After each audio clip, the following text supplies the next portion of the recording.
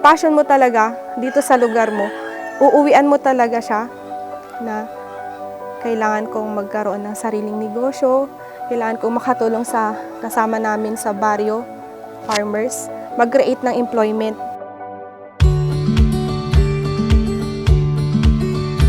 Pangarap at dedikasyon na makatulong sa mga magsasaka at makapagbigay ng kabuhayan sa kanilang baryo sa Zone 5, Barangay Imbal, Balatong, Puzerobio ang nag-udyok kay Glyza Velasco, 37 taong gulang na ngayon ay nagmamay-ari na ng Dimalupig and Gabriel Food Products Trading. Ito ang kwento ng isang pangarap, pagdapa at pagbangon ng isang ginang na naglakas loob magkaroon ng sariling negosyo para makaahon sa kahirapan at malagpasan ang mga pagsubok dulot ng COVID-19 pandemic. Magandang umaga! Ako nga pala si Glyza Velasco, ang may-ari ng sukahan ng Dimalupig and Gabriel Food Products Trading.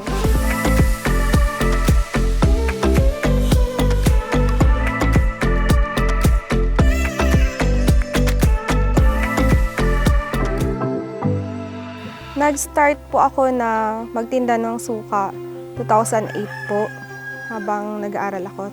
Yun po kasi yung isa sa patustos ko sa pag-aaral ko, bukod sa pagiging working student sa mga fast food. Pero hindi po ganun kadali na magnegosyo, magsimula. Kasi po, bago ako graduate, meron akong ipon na konti, kasabay ng isang kaibigan na tumulong. Bumili po kami ng 20 na drums. From that 20, naparami ko po siya ng ganito. Pero yung struggle talagang in reality, halos sukuan ko na din. Kasi po kulang sa puhunan. Kailangan mong mag-strive. So, dapat araw-araw may napag-aaralan ka. Habang nag-i-aim ka ng kasama, dumating nga po.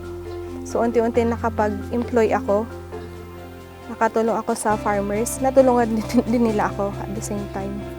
Hindi itinigil ni Glyza ang nasimulan niyang negosyo kahit may pandemya.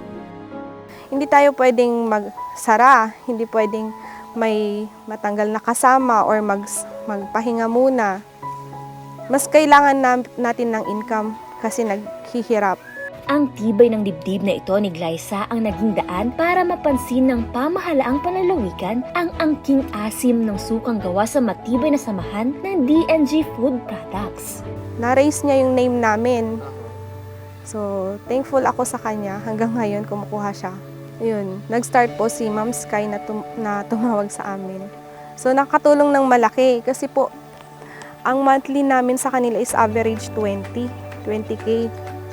So, isang pasahod na po namin yun ng 15 days na hindi kasama ako, yung mga helpers. Ang laking tulong nun, sir.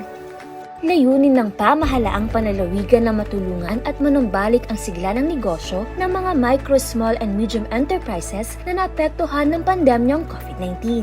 Sa pamamagitan ng rolling store ng Pamanang Yaman, produktong Pangasinan na isang brainchild project ni Gobernador Amado Pogi I. Espino III na bigyan ng pagkakataon na mas makilala ang produkto ni Glyza Velasco, ibinibenta ang mga produkto sa cost selling price o wholesale price nito na siyang malaking tipid ng mga mamimili.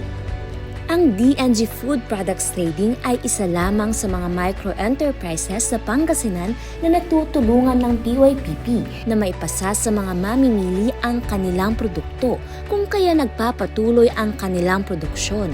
Bukod pa rito ay lumawak na din ang kanilang merkado dahil sa nakilala na ang kanilang produkto sa iba't ibang bahagi ng lalawigan. Dahil sa pag-iikot ng PYPP ay sumisigla rin ang ekonomiya ng Pangasinan. Maniwala ka muna sa sarili mo, unang-una. In every negative, may positive kang matututunan pag tinake mo siya as positive. Magkamali ka man, bangon ka ulit.